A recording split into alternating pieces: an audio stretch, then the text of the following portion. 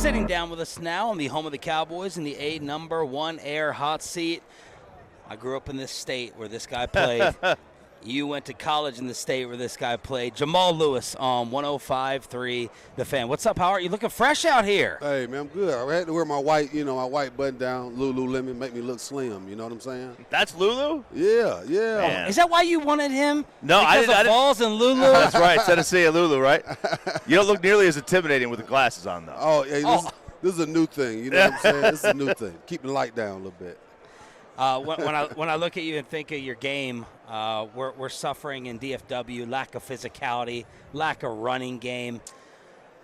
You keeping up with the Cowboys, the running in today's NFL? What are your thoughts on it? And are you happy, money aside, that you played when you played with the importance on the position? Oh, yeah. When I played, you had featured running backs. Now you have running back by committee, but a lot of that is due to just what's going on in the league, and they're throwing the ball around. So you need guys that can get out there and line up in the slot or run routes and do this, that, and the other. I was saying, why pass it to a guy when you can just run it and hand it to him, But at the same time, it's just the dynamics are different. You don't have the same running backs that you used to have. That's why you got to have a running back by committee with 2 or 3 because the durability is not there or whatever, which drives the price down as well on a guy. So it's different. I look at these guys, that's playing now, and they're just not the same. Yeah, it's like back 15, 20 years ago, every team had a power running back. Right. And now you have Marion Barber or you, and now there's maybe 3 or 4 in the whole league, right? And that's like, is that about it? Yeah, that's it. And I think it's mainly just due to, what these guys want and what the teams want now. Offensive coordinator don't want a 6'1", 230-pound running back. They rather have the smaller guy that they can line up and get a mismatch on a linebacker and have him run a choice route or something like that to keep the ball moving down the field versus just handing it off. So it's just different. So one of the things we've been debating over the last couple days, Tony Pollard, our running back here in Dallas, made some news when yesterday he found out that a week after Dan Quinn got his head coaching job in Washington, he just found out the defensive coordinator had left. I'm curious, you in Baltimore, you had a very prominent defensive coordinator, Marvin Lewis, when you were there. Had he gotten a job, would you have you would have known sooner than a week that he had left the building, right? Well, I think I probably would, but I can see how you can miss that. You know what I mean? Because it is a defensive side of the ball, or whatever. So you really don't keep up with them like that, but you still on the team. They didn't know what the hell's going on, with your guys. Jamal, how many guys that play don't actually love football or really follow it a ton? I'm one of those guys. Really? I never watched football when I grew up. I never just, I just played the game. That was it. So you watch more now? If it's on, if I watch, I'm watching the running backs. I'm watching the systems, the offensive systems. What are they doing now? What's changing? Whatever. That's the only reason I watch. But I'm not just a big fan of just watching the game. When you watch, because everything trickles down from college or trickles up from college, and they run 3.35s in college. Are we gonna see that eventually in the NFL? Yeah, eventually you got to, because that's where it all comes from. That's why you got, nowadays, you got these guys on the sidelines putting in the plays in college or whatever. Eventually, you're going to end up seeing that, in the pros even more, because you have to cater to what you're getting and what you're recruiting and what you're drafting. And if you're drafting these guys and this is how they're used to it, then eventually these offensive coordinators, defense coordinators, or whatever, coaches, they're going to be brought up too, and you got to teach these guys the same way, We talk about the running back position and how it's been a little bit devalued. Who are the guys, though, at the position, since you say that's one that you still follow pretty closely, who are the guys in the league right now that you look at and say, oh, that's a guy who is elite. That's a guy who I think could have played in any era? Well, I don't know any guys like that I would say, but Montgomery, he plays well, but he still fit the what this era brings as a running back. But he can run it, and he can get downhill, and he runs north and south. Jameer, and Bijan, the young guys. This is a group of young guys that are real good, and I think that are going to go a good ways in this league. Former NFL running back Jamal Lewis, you were in that 30 for 30, right? Yeah. What was that like, rewatching it and filming it? It was honestly interesting because there's a lot of stuff you forgot, and that's what was good about it, watching some of the old film and some of the old tapes and stuff like that they was bringing up, some of the questions that they were asking, behind the scenes. It was like, they had to really remind you, of what happened. And I'm like, yeah, thanks. But it was a lot of, things that you forgot about, and bringing those guys together and, rest in peace, Saragusa, whatever. But it was a good time. I want to know, because I think of you just as a badass, with the way that you ran. Tennessee. Go Vols. No, Baltimore. That's right. Go Vols, buddy. That's right. Baltimore made him a badass. We dodged bullets out there, Baltimore. Who's on your Jamal Lewis all-time badass team? The guys you played against are just hard, tough sons of guns that you played with. Oh yeah. Well, of course, the Ray Lewis. I can a bunch of guys on my team in Baltimore. Yeah. But just even Al Wilson I played with in college. Yes, he was just dominating. But guys I played against, the Warren Sapps, the linebacker just went to the Hall of Fame, Zach Thomas. Yeah. These guys that we played against, you get your damn head knocked off, running through there high, and a lot of this bad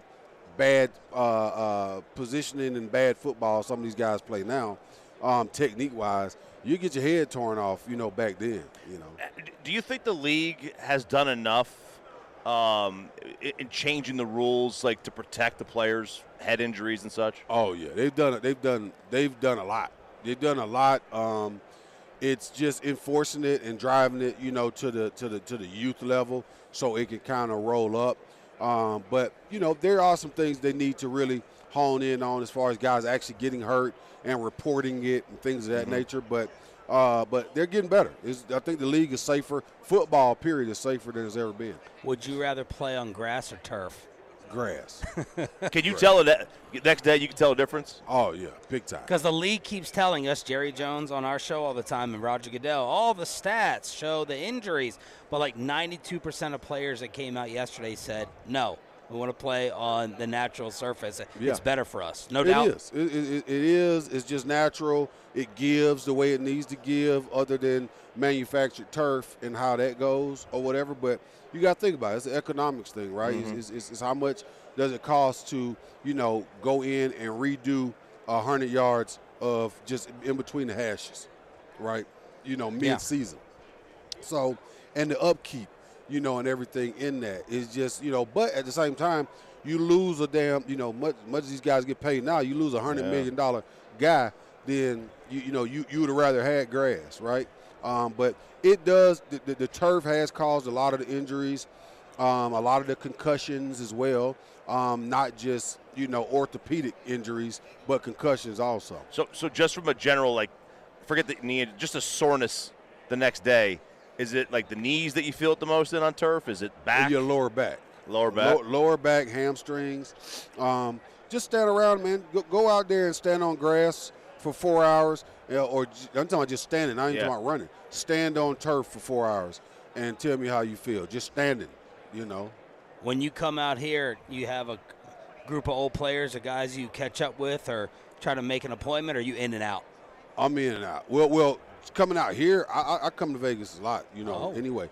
But now, it's probably a lot going on, a lot of people. But, seeing a lot of familiar faces and a lot of coaches and even media guys here that you've talked to over the years and that you've built bonds with, and former players as well that you played against and everything else.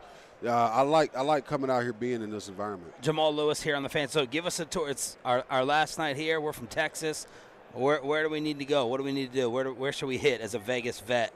Oh man! Oh wow! So it can be PG or non-PG. Yeah, Doesn't matter. I like to go to the casinos. MGM is a good one.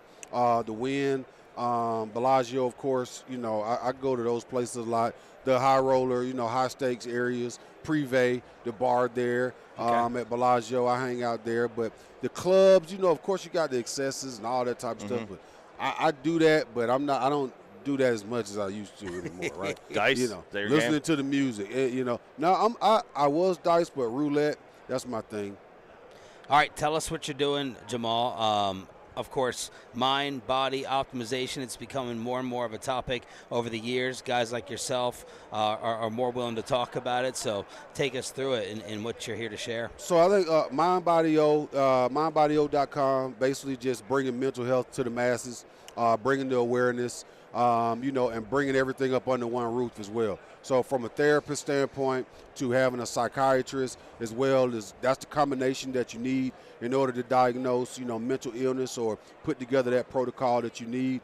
But to kind of shorten that time frame and shorten that, you know, because, you know, finishing playing ball or whatever, you know, having concussions, having to deal with depression and these different things, being able to go talk to somebody and let these things off or whatever, you know, being able to do this under one roof, it just eliminates a lot of the time spent. And a lot of guys, that's what you're doing. You're having to go here, then 3 weeks later you got to go there, then 3 weeks later you got to go here. But this is bringing everything together and just letting guys know that it's okay not to be okay, right?